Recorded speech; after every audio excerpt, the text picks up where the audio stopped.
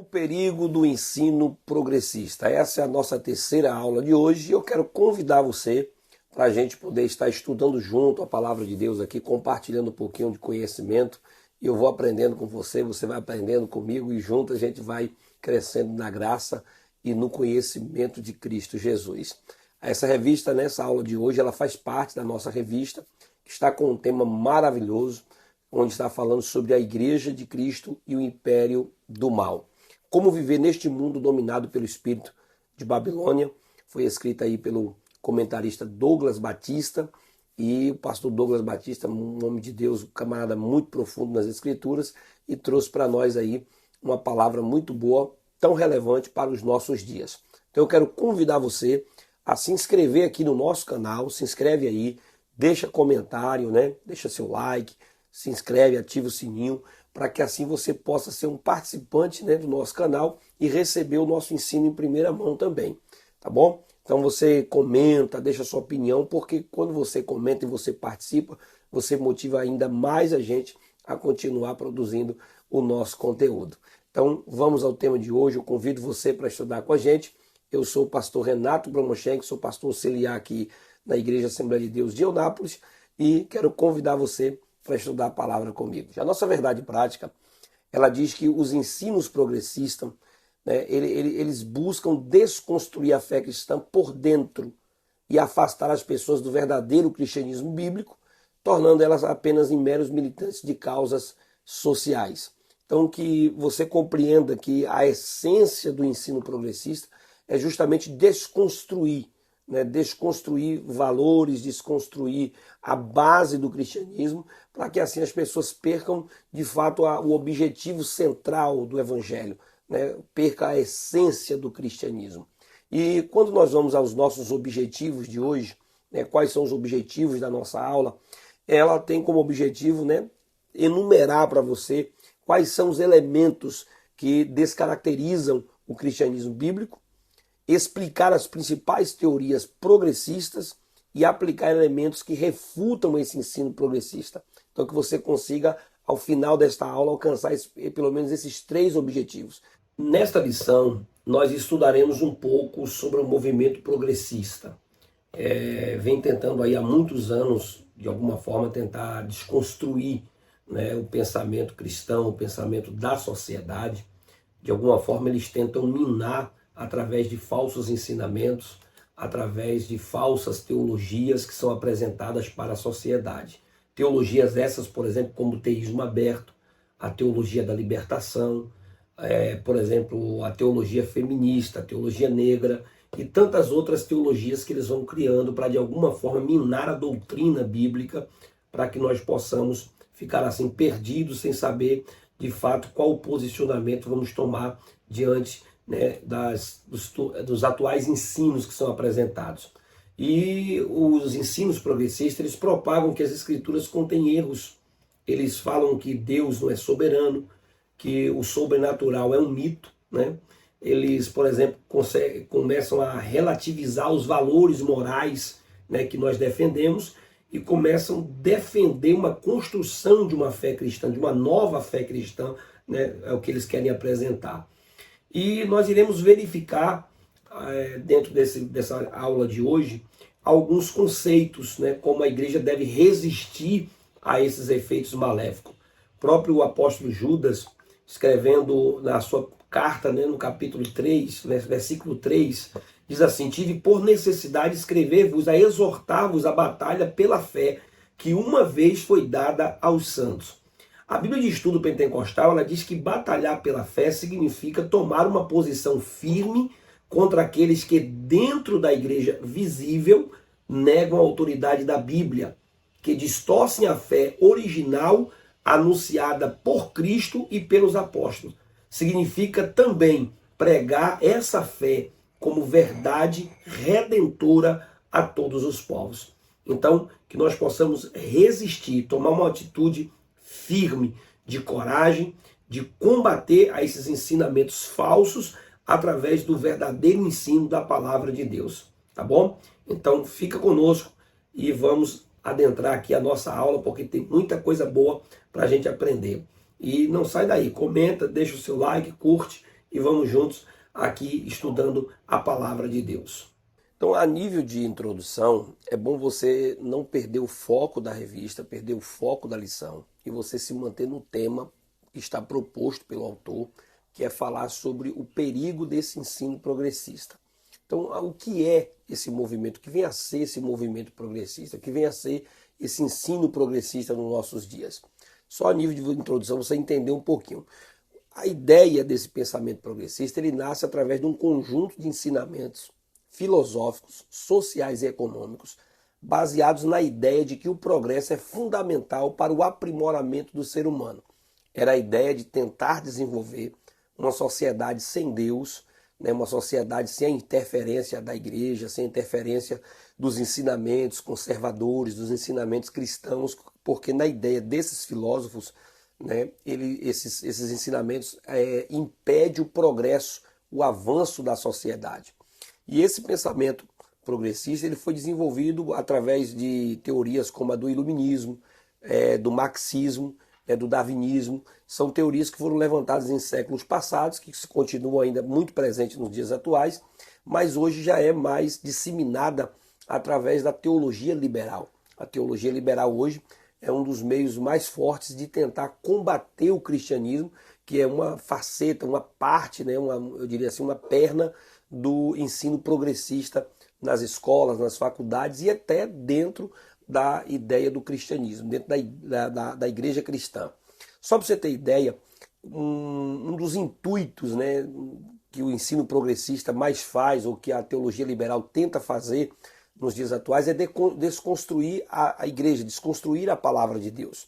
E eles tentam dizendo, desconstruindo a mensagem. Por exemplo, eles dizem que esse texto foi escrito há muitos anos e não serve mais para nós hoje. Essa mensagem é antiga, eu ouço desde a época dos meus avós e tanto mais. Então eles tentam desconstruir, de alguma forma, a mensagem cristã, a mensagem das Escrituras. Porque eles desconstruindo essa mensagem, eles também acabam por desconstruir a estrutura da igreja, porque a igreja está baseada e fundamentada na palavra de Deus. Eles tentam também relativizar a mensagem das Escrituras. Como assim? Por exemplo, eles tentam mudar a percepção, dar uma falsa percepção, uma falsa interpretação às Escrituras, distorcendo o que a Bíblia está dizendo. O próprio profeta Isaías, já prevendo isso na sua mensagem, ele diz no capítulo 5, verso 20, ai dos que ao mal chamam bem e ao bem mal, que fazem da escuridade luz e da luz escuridade. Põe o amargo por doce e o doce por amargo. Então, perceba que o próprio profeta já está dizendo aqui como seria o comportamento de pessoas assim, que tentam relativizar a mensagem das Escrituras. Eles tentam de alguma forma negar também a autoridade das Escrituras. São pessoas, como o próprio Paulo diz em Romanos capítulo 1, verso 25, pois mudaram a verdade de Deus em mentira, honraram e serviram mais a criatura do que ao Criador e aquele que é bendito eternamente. Então perceba que o próprio apóstolo Paulo já está advertindo a igreja em Roma sobre esse perigo de negar a autoridade das Escrituras, negar a autoridade que ela é divinamente inspirada pelo Espírito Santo, de que foi o Senhor que deu a palavra aos seus apóstolos, aos seus escritores, para chegar em nossos dias. Se não bastasse, eles também tentam resistir à sua mensagem. E como exemplo disso, Paulo escrevendo a Timóteo, ele usa o exemplo de James e Jambres, que resistiram a Moisés, assim também esses resistem à verdade. E são corruptos, são homens corruptos de entendimento e reprovados quanto à sua fé. Então o apóstolo já estava advertindo que a igreja ia passar por todos esses ventos contrários de doutrina, e a teologia, a chamada teologia liberal, ela tenta justamente fazer isso, dar um conceito diferente para as Escrituras Sagradas. Quando nós olhamos todo o conjunto do ensinamento progressista, a Bíblia é a sua principal adversária, sua principal inimiga. É a Bíblia que põe por terra todos esses ensinos progressistas e toda essa teologia liberal. Por isso que eles tentam desconstruir a verdade de Deus, a palavra de Deus. Porque a Bíblia ela é a inspiração por Deus, ela foi inspirada por Deus. Né? A Bíblia diz que ela foi soprada por Deus para os seus escritores. Eram homens falhos, né? Homens que tinham defeitos, mas a Bíblia usou estes homens. A Bíblia ela é tão perfeita, tão precisa, que ela não esconde os erros dos seus próprios autores. Ela traz os erros, as falhas que esses homens cometeram ao longo dos anos. Então a Bíblia ela é uma inspiração, ela é a revelação divina aos homens, homens que não eram perfeitos, homens que tinham suas falhas, mas ela expõe os erros de Salomão, os erros de Davi, homens que escreveram, né, o próprio Moisés e tantos outros que foram usados para construir, né, e trazer até nós a palavra de Deus. Então eles tentam de alguma forma dizer que a Bíblia ela contém erros, né, que a Bíblia está errada, enquanto nós conseguimos perceber que a Bíblia é inerrante, que não pode errar, é infalível, é a palavra de Deus. Ela possui a infabilidade, né, divina, porque essa doutrina ela nos ensina que a palavra de Deus é infalível em seus propósitos, promessas e profecias. Houve cumprimento dessas palavras, houve profecias cumpridas ao seu tempo, porque a Bíblia ela é a infalível palavra de Deus. Mas vamos ao nosso primeiro ponto da nossa revista, para que você possa entender. E é bom que você siga cada ponto direitinho, para que você possa trazer uma boa aula aí, você possa estudar bem com o seu professor, ou você que é aluno, ou você que é professor. E não se esquece de comentar e também de se inscrever aqui. A nossa aula de hoje está dividida em 3 pontos. E é bom que você se mantenha dentro de cada ponto para você conseguir explicar a proposta da lição para o seu aluno. Então perceba que o primeiro ponto, ele diz sobre a descaracterização do cristianismo. O nosso ponto está dividido em 3 subpontos. O primeiro deles é a deterioração moral, segundo, a erosão da ortodoxia e terceiro, a corrupção da fé. Então você precisa explicar ponto a ponto para que o aluno possa compreender a proposta da lição. No primeiro subponto, você vai ver que já o apóstolo Paulo, na segunda carta a Timóteo, capítulo 3, verso 2 a 4, diz que nos últimos dias o comportamento humano ele estará associado à impiedade, caracterizada pela profunda degradação moral. Veja que o apóstolo Paulo vai dar um número de pecados, de erros que as pessoas estariam cometendo nos dias atuais. Ele diz assim, porque haverá homens amantes de si mesmo, avarentos, presunçosos, soberbos, blasfêmios, desobedientes a pais e mães, ingratos, profanos, sem afeto natural, irreconciliáveis, caluniadores, incontinentes, cruéis, sem amor para com os bons, traidores, obstinados, orgulhosos, mais amigo dos deleites do que amigo de Deus. Então, o apóstolo Paulo já estava ensinando a Timóteo, prevendo que esse tipo de pecado estaria acontecendo nos últimos dias. E atualmente o crescimento do pecado é uma indicação de que estamos vivendo os últimos dias. Quando você vê todo tipo de pecado sendo aplaudido, defendido, né, através aí da pseudocultura, né, da educação, de educadores, né, de formadores de opinião, então você percebe que de fato estamos vivendo os últimos dias aqui na Terra. A Bíblia nos adverte a viver em santidade em qualquer época. Veja o que diz o escritor Pedro, né, a carta de Pedro, no capítulo 1, verso 15. Mas como é santo aquele que vos chamou, sede vós também santo, né? Nós possamos viver esta santidade de Deus. Então, a gente percebe esse avanço cada vez maior de pecados, de coisas terríveis. Então, a sociedade ela está tendo uma degradação moral, uma decomposição moral. Isso é o que está acontecendo em nossos dias. No nosso segundo subponto, nós percebemos aqui a erosão ou a desconstrução da ortodoxia bíblica. A gente percebe que o ensino progressista ele representa um ataque à doutrina bíblica, né? Aos ensinos das Escrituras, à verdade das Escrituras. E eles tentam, de alguma forma, reduzir o texto bíblico a um mero registro de experiências do passado, que eram experiências lá ideias da cabeça, né, dos apóstolos, só serviram para aquela época. Então essa é a ideia do ensino progressista ou da teologia liberal para os nossos dias. A autoridade bíblica acaba sendo rejeitada e as verdades bíblicas sendo negligenciadas, colocada em segundo plano, colocando num completo descaso. Os cristãos de hoje, muitos cristãos hoje, nesse modelo cristão, né, nesse modelo de ensinamento, eles acabam sendo mais amigos dos deleites do que amigos de Deus. Olha o que diz Timóteo: traidores, obstinados, orgulhosos, mais amigo dos deleites do que amigo de Deus. Então a vida em igreja, ela fica desprovida de poder. A pessoa passa a ser um cristão superficial, aquela pessoa que frequenta um culto, frequenta uma igreja, mas ela não sabe de fato o que é viver o poder de Deus, viver a graça de Deus, esse dínamo da transformação, esse poder que muda e transforma a nossa vida e nos torna pessoas melhores para a graça de Deus, né? Pela graça de Deus. Então a gente não consegue ver muito isso acontecendo. E nessa ideia acaba não tendo a transformação do caráter do indivíduo.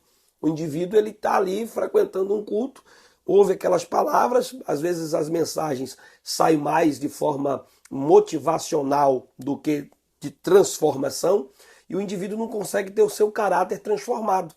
Aí veja o que Paulo diz a Timóteo: tendo aparência de piedade, mas negando a eficácia dela. Destes afasta-se. Então veja que Paulo está mostrando para Timóteo que haveria pessoas assim, que iriam ter aparência de piedade, mas não conseguem ter uma vida transformada, né? Não conseguem ser pessoas mudadas para chegar diante da sociedade e mostrar um cristianismo autêntico, um evangelho autêntico, onde ele é mudado na escola, no trabalho, na faculdade, na rua, no trânsito, onde ele estiver, para que ele consiga expressar o que ele é de fato, um crente transformado pelo poder de Deus. E isso é inegociável.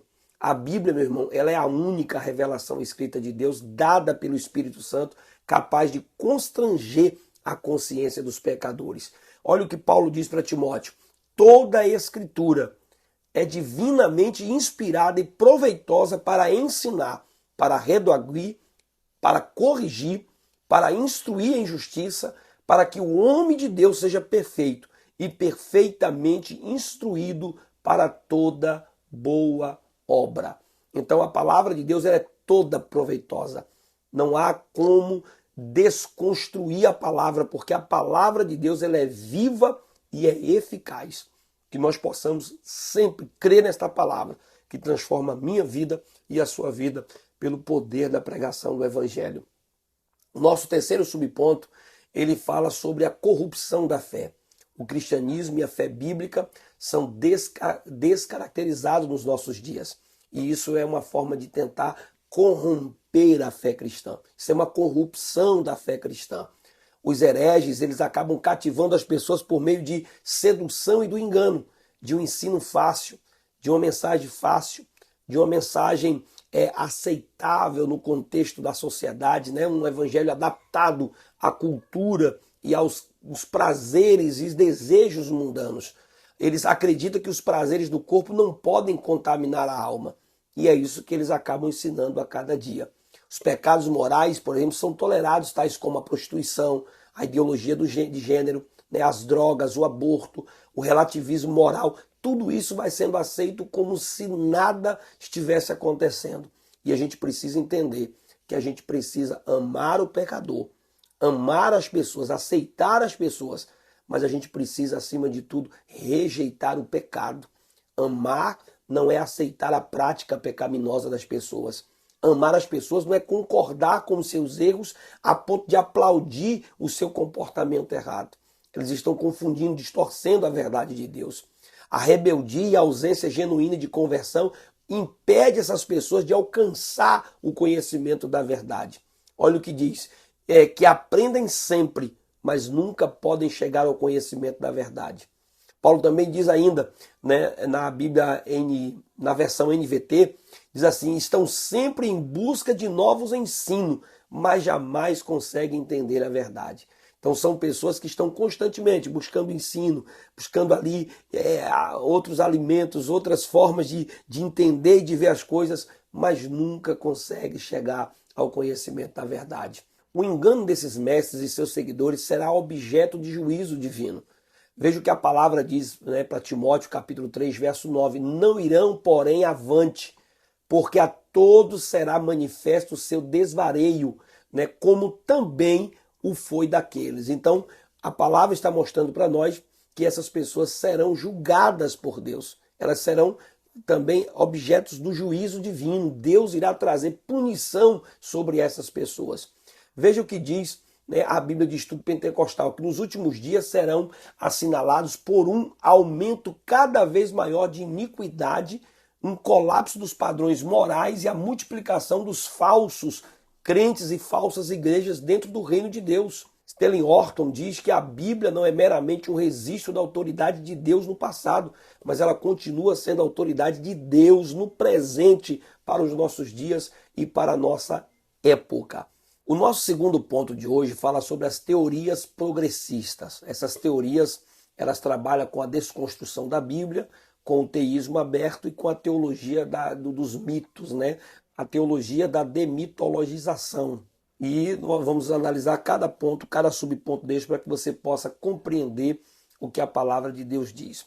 No primeiro subponto, né, nós temos aí a desconstrução da Bíblia. Essa é a principal característica do ensino progressista. É tentar repudiar a todo custo a inspiração e a inerrância à palavra de Deus. Eles vão tentar negar que a Bíblia é apenas um livro, né, registrado na história, no tempo, e que não tem nada de divino, não tem nada da inspiração, que contém vários erros. Então eles vão tentar de alguma forma, essa é a principal característica deles, é tentar travar essa situação.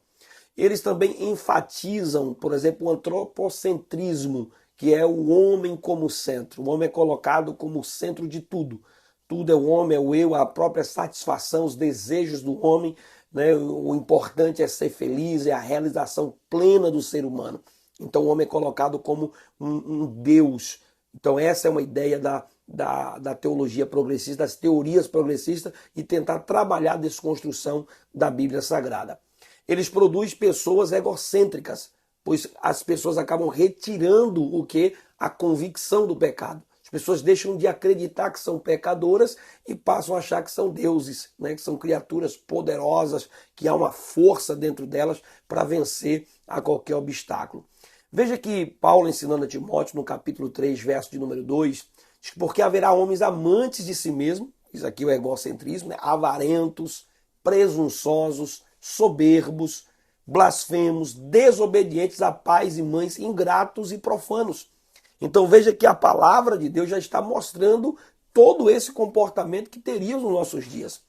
Então eles acabam tendo o quê? Criando a tal da reinterpretação das Escrituras para satisfazer a concupiscência humana. Eles querem de alguma forma tentar travar uma reinterpretação da Bíblia, tentar dar significados diferentes à palavra de Deus, né? Eu já vi alguns vídeos aqui no YouTube, na plataforma, em outras plataformas, de pessoas tentando criar contextos, né, falsos contextos, para tentar adaptar o texto atual, né, o texto bíblico, para aceitar determinados comportamentos pregados e defendidos por essa sociedade. Mas a Bíblia, a palavra de Deus, nos traz advertência, né, de que nós não podemos inverter a palavra de Deus, nem aumentar e nem tirar do que está na palavra. Então a gente precisa ser fiéis guardiões das Escrituras Sagradas no quesito de pregação do evangelho autêntico, verdadeiro e genuíno, conforme a palavra de Deus nos ensina. E ainda se não bastasse, eles dizem que a salvação ocorre por meio de uma reforma social, com a relativização do pecado, da moral e da fé bíblica. Então veja que a salvação, ela passa a ser do próprio homem. Isso é o espírito de Babel, né? Esse é o espírito babilônico que impera nos dias atuais. É o homem chegando a Deus pelos seus próprios meios, pelos seus próprios esforços, né? Nessa chamada reforma social que eles dizem, na medida que resolver os problemas sociais, né, os problemas de ordem econômica, a sociedade será uma sociedade mais justa, mais completa, perfeita, sem pecado. Só que a gente sabe que eles estão tentando combater os efeitos que o pecado deixa na sociedade e não a causa, que é o pecado que tem causado esses males na sociedade. Se não bastasse, o progressista, né, ele refere-se às teorias que se distanciam do cristianismo bíblico. Então, progressista, né, são todas as teorias que se referem ao distanciamento do cristianismo, quando coloca as pessoas para distante da cruz e distante da graça de Deus. Paulo, escrevendo aos Filipenses, capítulo 3, versos 18 e 19, diz assim: porque muito há dos quais muitas vezes vos disse, e agora também digo, chorando, que são inimigos da cruz de Cristo. O fim deles é a perdição, o Deus deles é o ventre, e a glória deles é para a confusão deles mesmos, que só pensam nas coisas terrenas. Então Paulo já estava lá atrás, 2000 anos atrás, advertindo a igreja, orientando a igreja acerca desses ensinos e desses mestres que nós teríamos nos dias atuais. E vai mais ainda, o apóstolo Pedro, na segunda carta, capítulo 2, versos 17 a 19, diz: esses são fontes sem água, nuvens levadas pela força do vento, para os quais a escuridão das trevas eternamente se reserva, porque falando coisas muito arrogantes de verdades, engordam com as concupiscências da carne, com dissoluções, aqueles que se estavam afastados ou afastando dos que andam em erro, prometendo-lhes liberdade, sendo eles mesmos servos da corrupção. Porque de quem alguém é vencido, este tal ou o tal faz-se vencido ou servo disso que ele está servindo, disso que ele é vencido. Então, se o homem diz que ele é livre, mas ele é escravo desta pseudo, né, libertinagem, liberdade, ele é um escravo disso, ele é um escravo do pecado. Né? Ele não é livre, eu sou livre para fazer qualquer coisa, qualquer escolha, não. Muito pelo contrário, são servos. Já está aqui a palavra de Deus prevendo tudo isso. E aí nós temos o chamado também, o segundo subponto, o teísmo aberto. Então nessa teologia, Deus é limitado, não conhece o futuro, nem exerce o controle sobre o universo. Eles negam, por exemplo, o poder da autoridade absoluta de Deus, né? O Deus soberano, o Deus todo-poderoso que se revelou a Abraão lá no capítulo 17, dizendo: eu sou todo-poderoso, o Deus onisciente, que tem controle de todo o universo, ele é negado. Diz que Deus é apenas alguém que assiste, né, os acontecimentos do universo e não interfere, não tem poder nenhum sobre o que está acontecendo. Eles rejeitam, por exemplo, o conceito de presciência de Deus, né? O conceito de que Deus conhece todas as coisas, o futuro, o que está para acontecer.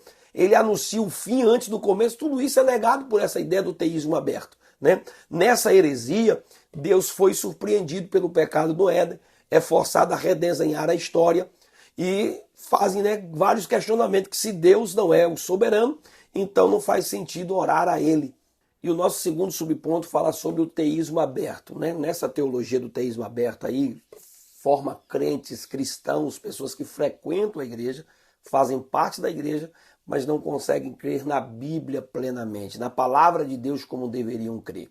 Para eles, por exemplo, Deus é limitado, não conhece o futuro, não exerce o controle sobre o universo, como a Bíblia defende. Fala que tudo isso é poesia, escritas do passado, é mitológico, né, é alegórico, e não querem de maneira alguma admitir, reconhecer o poder de Deus, o poder que Deus tem de controlar o universo, o Deus todo-poderoso. Aquele Deus que se apresentou a Abraão no capítulo 17 do livro de Gênesis, dizendo: eu sou o Deus todo-poderoso. Né? Esse Deus que diz, anuncia o fim antes que haja o começo. Então eles querem negar todos esses textos sagrados, toda a verdade bíblica, para tentar adaptar à sua falta de fé, né, que é o chamado teísmo aberto, a falta de fé para crer nos milagres, na operação desse Deus soberano que está no controle de todas as coisas. Se não bastasse, eles rejeitam o conceito de um Deus presciente, de um Deus que conhece o fim das coisas, de um Deus que conhece o futuro. de um Deus que sabe tudo que está para acontecer. A exemplo disso, nós temos que a Bíblia desacredita esse ateísmo aberto. A Bíblia completamente coloca eles em fuga. Quando, por exemplo, o profeta Isaías profetizou o nome de Ciro, né, 200 e tantos anos antes desse homem aparecer, a Bíblia já estava falando que ele iria surgir. E o que não dizer, por exemplo, porque não citar aqui o próprio livro do profeta Isaías como um todo, 700 anos antes de Cristo vir a este mundo, ele já dizia várias coisas como nome, lugar, né, o nascimento virginal e tantos outros fatos foram preditos por Jesus no Antigo Testamento que veio se cumprir no Novo Testamento. Então a Bíblia, meu irmão, ela não é um livro meramente humano, uma escrita humana com falhas. Muito pelo contrário, a Bíblia é um livro perfeito. É a palavra de Deus para os nossos dias. É a palavra de Deus para o nosso coração. É a palavra de Deus que orienta a nossa fé e guarda as nossas convicções. E se não bastasse, né, nessas heresias aí, eles dizem que Deus foi surpreendido pelo pecado. Lá no Éden, forçado a redesenhar a história. Mas a própria Bíblia diz que antes que houvesse o universo, o mundo, Deus havia nos eleito em Cristo Jesus desde a fundação do mundo. Então, eles quando vêm de lá para cá com essas teorias, se esquecem que a Bíblia já estava prevendo esses falsos ensinos e já nos dando base bíblica para combatê-los de forma veemente, né? E quando eles negam tudo isso, né, nesse teísmo aberto, aí fica a lacuna que eles deixam aí. Então, se Deus é soberano, né, como é que a gente vai orar? Faz sentido orar a um Deus que não é soberano? Faz sentido servir a um Deus que perdeu o controle? Então é isso que eles querem fazer. É negar a eficácia de Deus e lá na frente você não ter mais como servir a Deus porque você não acredita mais em um Deus fraco, um Deus fracote que não tem o controle do universo. Mas que Deus tenha misericórdia dessa gente e que nós possamos servir a este Deus todo-poderoso que conhece o fim antes que haja o começo. O nosso terceiro subponto fala sobre a teologia da demitologização, né? Ela é pregada por Rudolf, né? Ou Rodolfo Bultmann, um teólogo alemão, e ele alega nos seus ensinamentos, nas suas teorias, de que a Bíblia ela era precisa fazer uma separação entre o que é mito e o que é verdade. Então, partes poderiam ser aproveitadas e partes não poderiam porque não passavam de mitos. Na concepção dele, no pensamento dele, eles colocam, por exemplo, o céu e o inferno como um mito, né? Apenas uma lenda, uma crença que não fundamenta com a verdade. Para eles, a tentação, né? A ideia dos demônios, a possessão demoníaca como não existisse, né? A doutrina da concepção virginal de nosso Senhor Jesus Cristo, também, né, o Cristo que se tornou homem e habitou entre nós, não seria verdade. O nascimento virginal, a promessa da vinda de Cristo, de retorno para buscar a sua igreja. Então você percebe até aqui que tudo para eles é tentar desconstruir a Bíblia, né, desconstruir a verdade. E aí, vamos dizer, não tem possessão demoníaca, não tem tentação, não tem céu, não tem inferno, né? Jesus não foi concebido, se não é o Deus que se tornou homem. Então eles vão tentando desconstruir, não resta nada a ser seguido, a ser praticado. Uma verdade que não vai passar de um livro histórico para conhecer um pouco do passado e do que aconteceu. Então para eles a Bíblia só é crível se dela forem estipados todos os sobrenaturais, todos os milagres, né? E eu quero dizer a você, meu querido, nós podemos ratificar que a Bíblia é a verdade plena de Deus. Sabe por que a Bíblia é a verdade plena de Deus? Porque ela é atestada pelo próprio Espírito Santo. Ao ler a Bíblia, ao você ler as Escrituras, você não lê como um livro comum. Quando você se depara diante da palavra de Deus, você se depara diante de palavras que estão vivas, que são poderosas para penetrar a divisão da alma e do espírito do ser humano. Ela traz para nós essa inspiração, essa fé que move e transforma a nossa vida.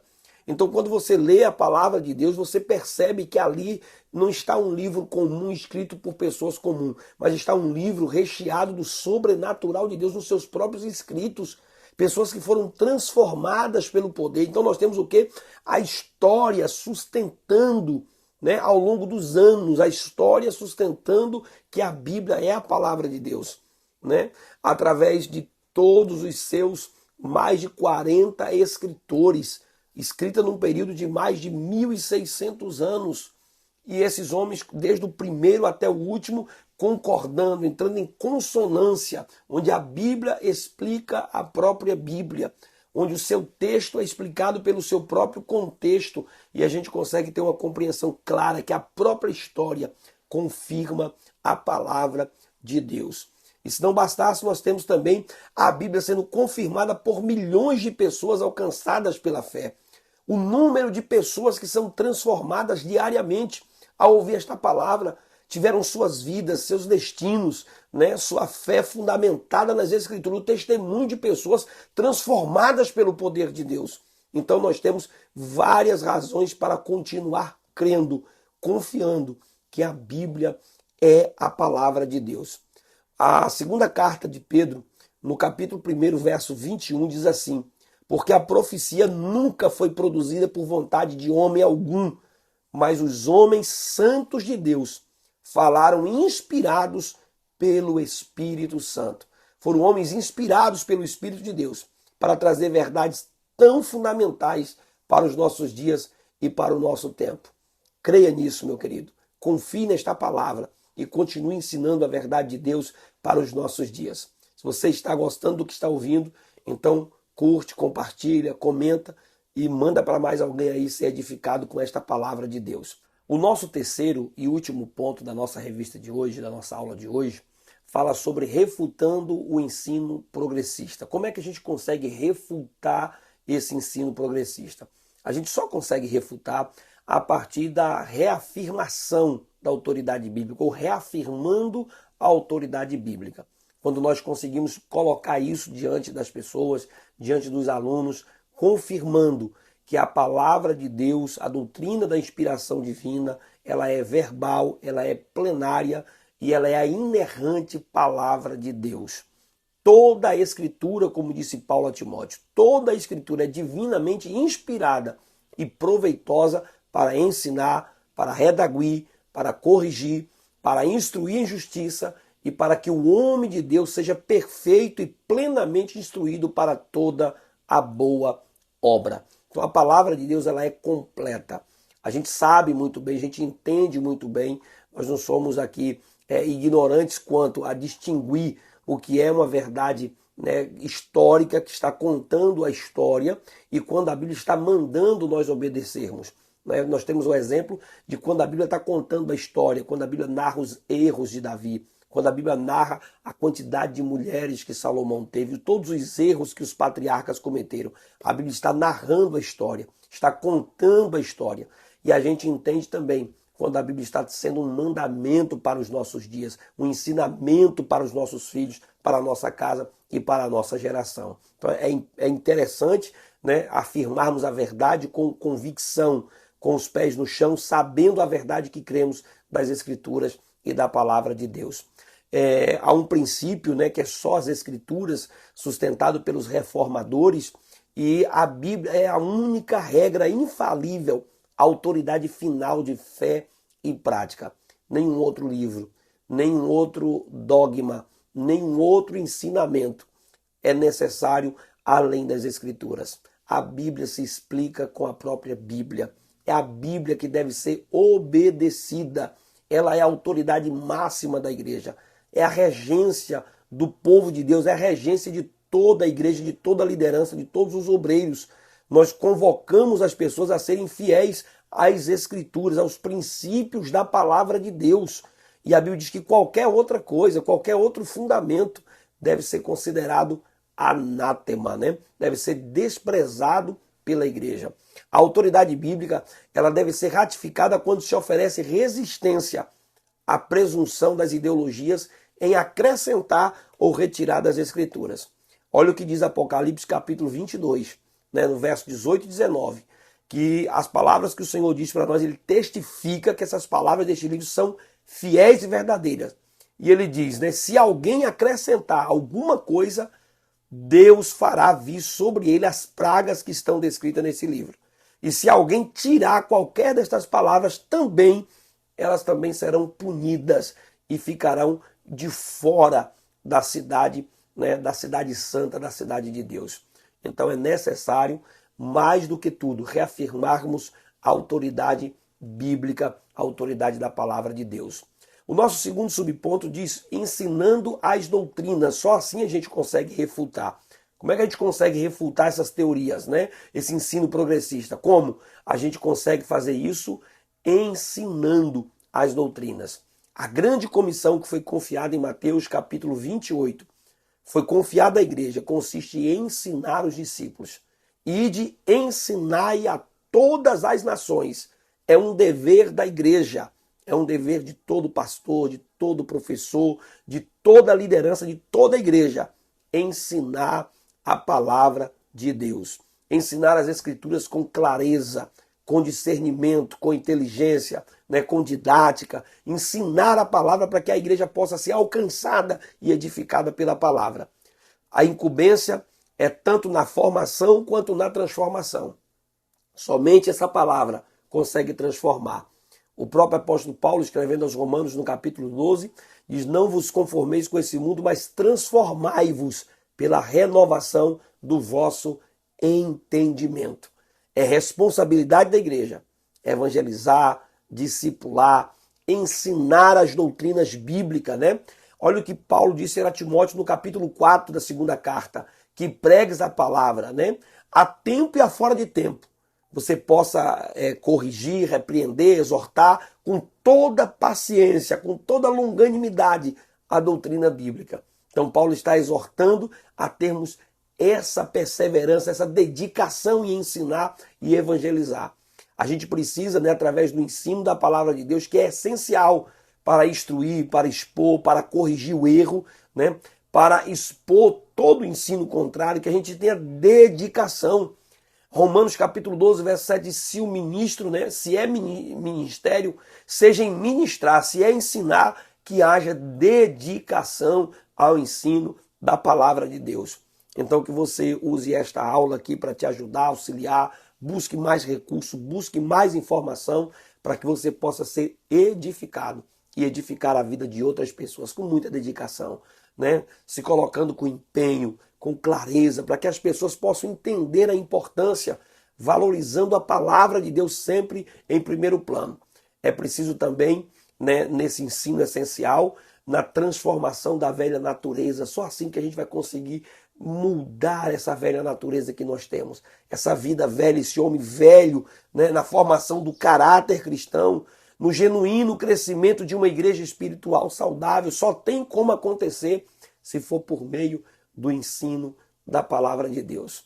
Uma vez eu ouvi de um pastor, aqui muito conhecido no nosso estado da Bahia, onde ele disse assim: se o seu culto de libertação, seu culto, né, público, é melhor do que o seu culto de ensino, alguma coisa está errada. O seu culto de ensino precisa ser bem frequentado.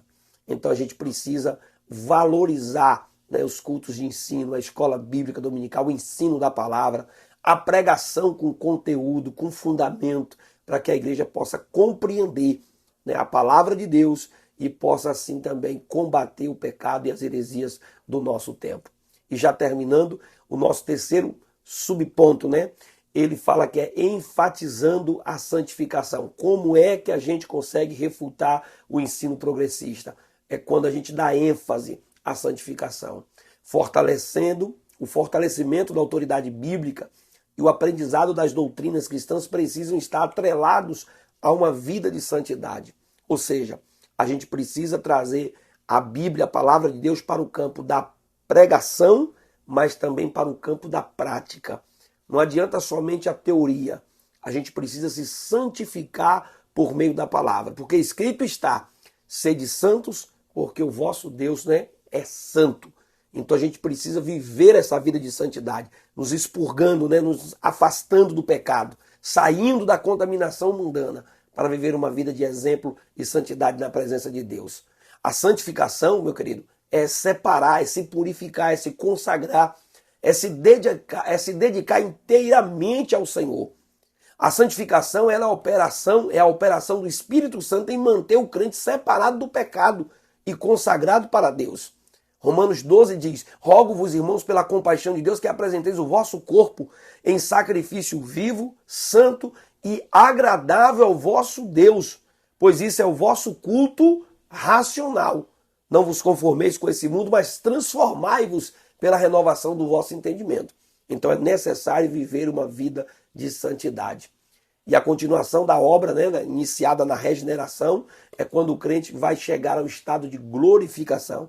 Então a gente está sendo santificado por meio da palavra, obediência à palavra, né, abandono às velhas práticas, à velha concupiscência, vivendo uma vida de retidão moral, né, em toda maneira de viver. Olha o que diz 1 Pedro capítulo 1, verso 15. Mas como é santo aquele que vos chamou, sede vós também santos em toda a vossa maneira de viver.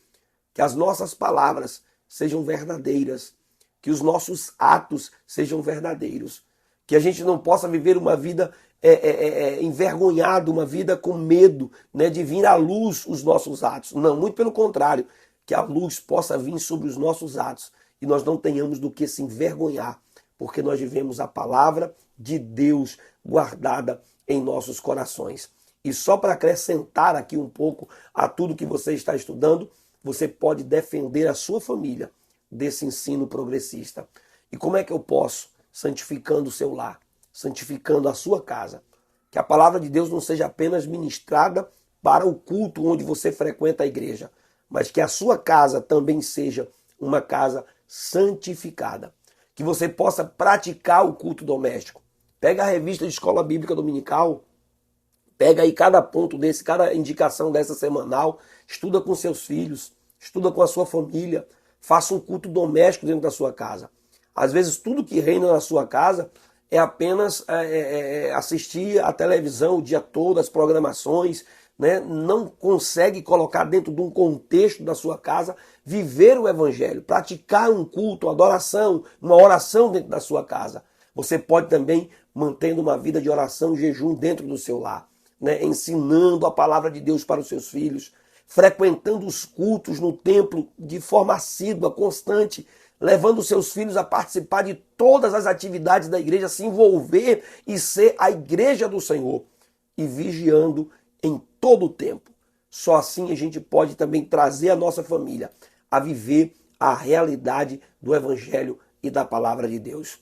E eu quero concluir esta aula de hoje dizendo você, que nós possamos ver as heresias progressistas que estão aí. Essas heresias progressistas, elas criticam as Escrituras, promovem o enfraquecimento da ortodoxia, não é cristã, da doutrina bíblica, acaba instigando, fomentando a frouxidão moral, afastando as pessoas do verdadeiro cristianismo. É isso que nós temos visto em nossos dias. Mas nós, como igreja, não podemos manter, né, uma vida apagada, apática, doente, fraca, não. Como igreja de Deus, nós precisamos ser resistentes à iniquidade, resistentes ao pecado, à transgressão, resistentes a todos esses ensinos contrários que estão vindo aí para sufocar a igreja de Deus. A defesa da fé ocorre quando os valores imutáveis e atemporais da Bíblia são exercitados pelo poder de Deus na vida de cada crente de forma diária, de forma constante. Que nós possamos viver esta palavra. Se esse ensino foi proveitoso para você, compartilha com mais alguém. Eu convido você a ir à Escola Bíblica Dominical, completar, né, a sua vida de ensino da palavra de Deus, que você seja edificado. A ideia aqui não é substituir a sua presença na igreja, muito pelo contrário, é reforçar a sua presença na igreja. Que você possa compartilhar esse vídeo, comentar, deixar a sua opinião, porque é muito importante a sua participação aqui conosco. Que Deus te abençoe. Semana que vem tem mais uma aula aqui no nosso canal. Quer conferir os materiais das aulas anteriores? Entra aí também, curte, compartilha, comenta e deixa a sua opinião, porque é muito importante para o nosso trabalho. E a minha oração de hoje é que o Senhor te fortaleça, que o Senhor te dê graça, que o Senhor abençoe a sua vida e que você possa ser revestido pela palavra, combatendo essas heresias e esses ensinos tão presentes nos nossos dias. Que você seja fortalecido pela palavra de Deus. Que Deus te abençoe em Cristo Jesus. Deus te abençoe.